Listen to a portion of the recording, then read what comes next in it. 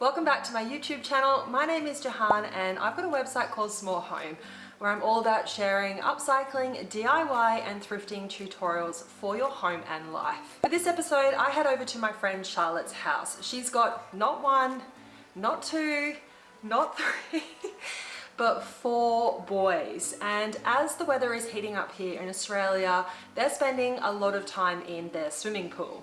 And because of this, Charlotte would love a seating situation for her and her husband, Matt, where they can sit back, relax, and watch the boys in the pool. So when Charlotte asked if I could help, naturally I said yes. I love this type of project and I'm really excited to dive in, so I'm not going to give anything else away. You'll just have to watch and see what we got up to. All right, let's get making. Welcome to Charlotte and Matt's gorgeous coastal home, and yes, it does boast ocean views for those who are wondering. This is their stunning pool area, and as you can see, it's got a resort feel to it, which I am totally obsessed with. And here is their space on the deck where they would love some outdoor furniture so they can relax, enjoy each other's company, and keep an eye on their kids while they're swimming in the pool. The first task was to set up our work area, and even though we had 2 kids in tow, we easily managed to get organised and lay down a drop sheet in the shade. Here is the first chair I found at a charity shop a few weeks ago for only $5, and I fell in love with the curved armrest, which reminded me of their arched front door. It has seen better days, but it's comfortable to sit in, and I knew all it needed was a lick of paint. Here is the second outdoor chair. I've actually had this in my garage since May this year, and I've been waiting to upcycle it during the summer months, so when Charlotte told me she was looking for some outdoor furniture, I knew this would be perfect for her. It was a really hot day with some brutal northerly winds, so working in the shade was necessary, especially when I had some little helpers.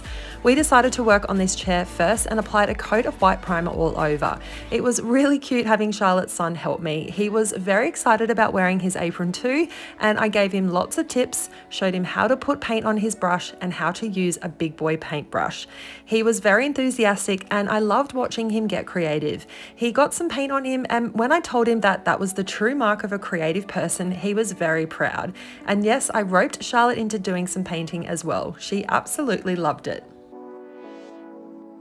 While we waited for the paint to dry on the first chair, we got to work on the second chair. Charlotte cut the existing canvas off, and let me tell you, I was really happy to get rid of that red fabric.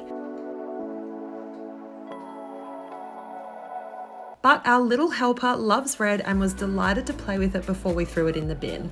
And then it was time for Charlotte to put on a safety mask to give the chair a light sand all over.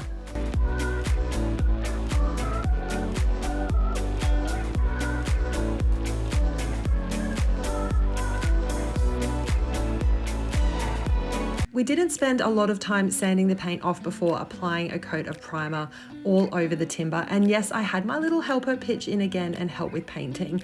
Honestly, getting creative with kids is the absolute best. They're so happy to dive in and give it a go and ask the cutest questions. I'd love to do an upcycling workshop in the future, and I think it would be really cute to do some with kids too. Because the weather was hot and windy, the primer dried really fast, so I was able to apply 2 coats of exterior paint all over the chairs.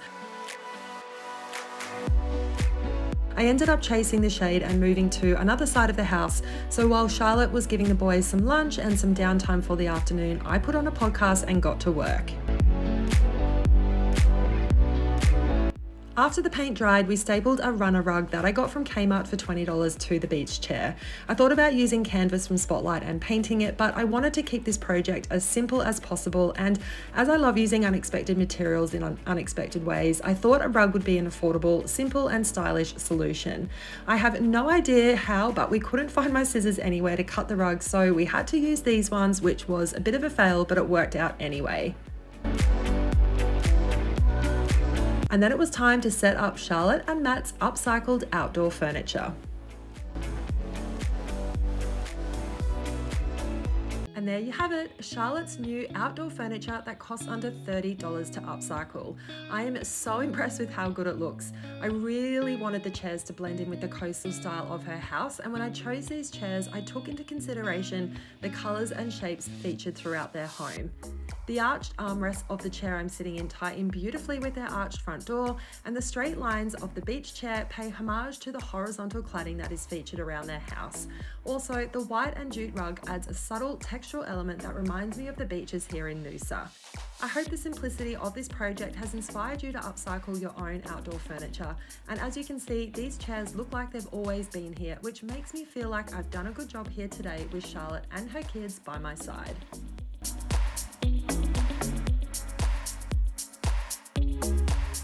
Thank you so much for watching this episode. I know I say it every single time, but honestly, it really does mean the world to me. This project was really simple. It didn't require any crazy power tools, and I guess I just wanted to show you how easy it is to upcycle outdoor furniture instead of buying it brand new. I think it's really important that when we think about buying furniture for our homes, that we always try and be as sustainable as possible. For me, it's about not necessarily buying new all the time, but looking at places like Facebook Marketplace, charity shops, and even your local tip shop to see what you can find first.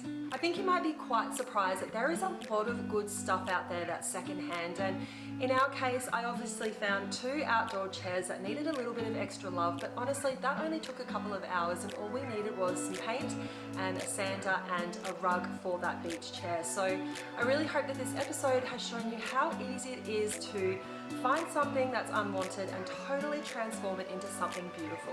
If you like this episode, which I really hope you did, please feel free to like it and leave me a comment. I love hearing from you guys, and if you've got any questions, I'm always happy to answer them.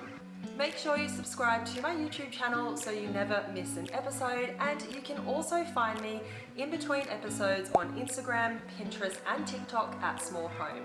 Thanks again, and I look forward to seeing you next time.